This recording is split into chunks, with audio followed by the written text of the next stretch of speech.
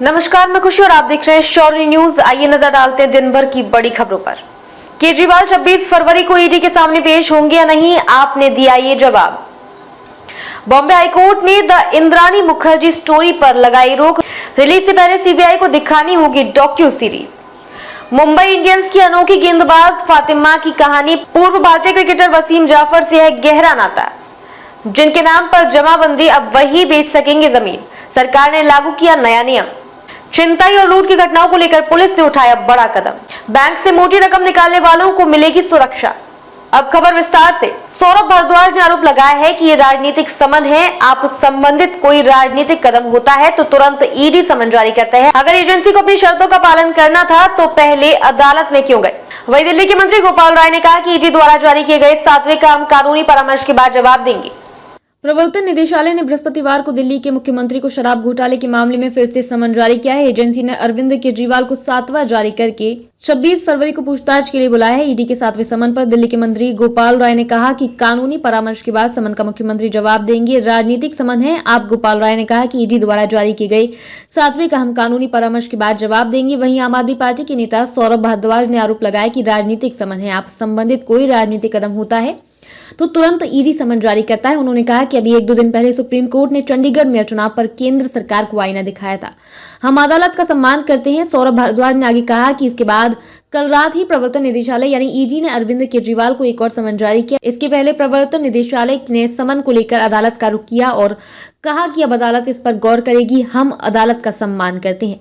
दिल्ली के मंत्री ने कहा कि अरविंद केजरीवाल ने विधानसभा में उल्लेख किया कि बजट सत्र चल रहा है और उन्हें 16 मार्च तक का समय चाहिए। अदालत ने भी इसकी अनुमति दे दी।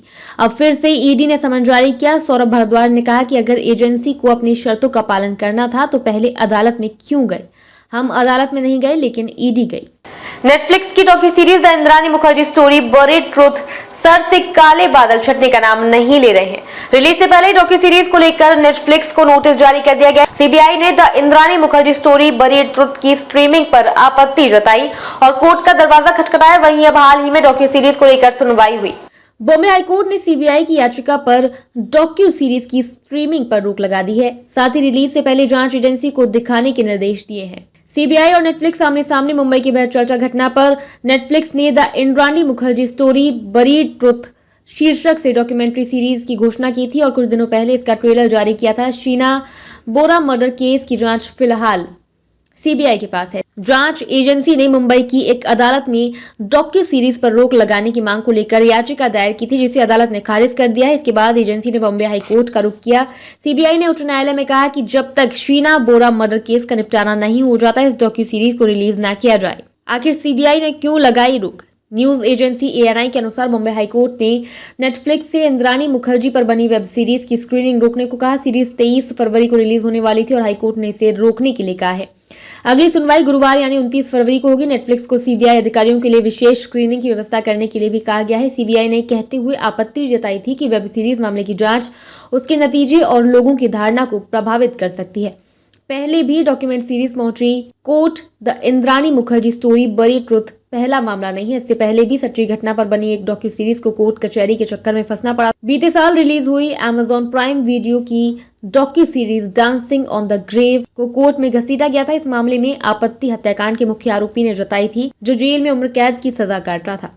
फातिमा जाफर का क्रिकेट जगत से गहरा नाता है। वे पूर्व भारतीय बल्लेबाज वसीम जाफर की भतीजी है। परिवार में क्रिकेट परंपरा को आगे बढ़ाते हुए फातिमा ने भी क्रिकेट खेलने का फैसला लिया। फातिमा मुंबई की तरफ से घरेलू क्रिकेट खेलती है। फातिमा के पास एक अद्भुत कला है। वे दाएं हाथ की मीडियम पेसर हैं और परिस्थिति के अनुसार बाएं हाथ से स्पिन भी कर सकती हैं।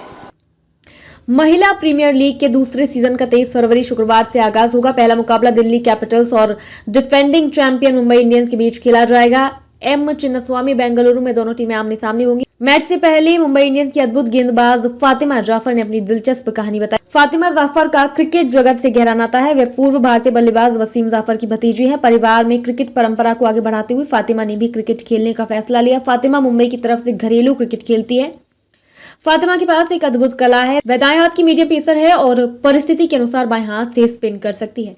दाएं और बाएं दोनों हाथ से कर सकती है गेंदबाजी। WPL 2024 खेलने को उत्साहित फातिमा ने मुंबई इंडियंस से बात करते हुए कहानी शेयर की। MI वेबसाइट में फातिमा के हवाले से कहा गया कि मैं दाएं हाथ के तेज गेंदबाज के रूप में मुंबई की टीम में आई थी, लेकिन मैंने जो पहला मैच खेला उसमें हमारे 3 स्पिनरों को बुलाया गया था। हालांकि उनकी अद्भुत क्षमता ने क्रिकेट में उनकी अलग पहचान बना दी।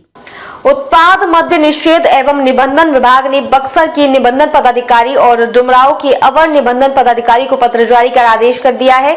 अब रजिस्ट्री के वक्त जमीन की बिक्री करने वाले व्यक्ति के नाम से जमाबंदी होने का प्रमाण देना होगा। विक्रेता के नाम पर जमाबंदी नहीं होने की स्थिति में जमीन की रजिस्ट्री नहीं हो पाएगी।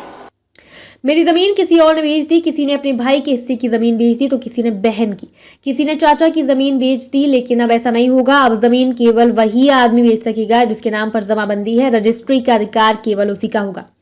पुश्तैनी जमीन बेचने के लिए जरूरी होगा कि उसका बंटवारा कानून के अनुसार हो जाए और जमाबंदी खुद के नाम से कायम हो जाए, यानी कि पुश्तैनी जमीन बेचने के बंटवारे का कागजात पहले तैयार करना होगा। इसके लिए बिहार ने सभी निबंधन और अवर निबंधन कार्यालयों को छुट्टी भेज दी। इसका असर भी शुरू हो गया है। गुरुवार को बक्सर और डुमराव निबंधन कार्यालय में गिने चुने डीड की रजिस्ट्री हो सकी। इस आदेश का असर लंबा होने की संभावना है। सरकार के राजस्व पर भी इसका असर पड़े, लेकिन जमीनी विवाद के मामले अब काफी हद तक घट जाएंगे। साथ ही भूमाफियाओं के धंधे पर गहरी चोट पड़ेगी।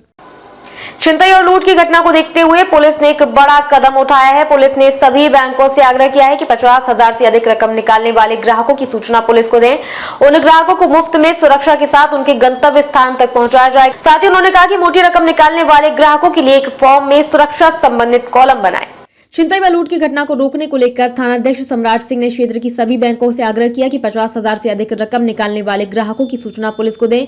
उन ग्राहकों को मुफ्त में सुरक्षा के साथ उनके गंतव्य स्थान तक पहुंचाया जाएगा। साथ ही उन्होंने कहा कि मोटी रकम निकालने वाले ग्राहकों के लिए एक फॉर्म में सुरक्षा संबंधित कॉलम बनाए। बैंकों के आसपास घूमने वाले असामाजिक तत्वों को पुलिस के अधिकारी चेतावनी दे रहे हैं। बैंकों में मोटी रकम निकालने वाले ग्राहक पुलिस को फोन कर सुरक्षा ले सकते हैं। कई जगहों पर पुलिस का चिपकाया गया नंबर। सभी बैंकों में कैश काउंटर व कई जगहों पर पुलिस का नंबर चिपकाया गया है। क्षेत्र के सभी बैंकों के साथ बात कर विशेष दिशा निर्देश दिए गए हैं। कैश काउंटर पर बैठने वाले बैंकर 50,000 रुपए से अधिक निकालने वाले ग्राहकों को पुलिस सुरक्षा लेने की अपील करेंगे। सुरक्षा के मद्देनजर सभी बैंक कर्मियों को भी अलर्ट किया जाएगा।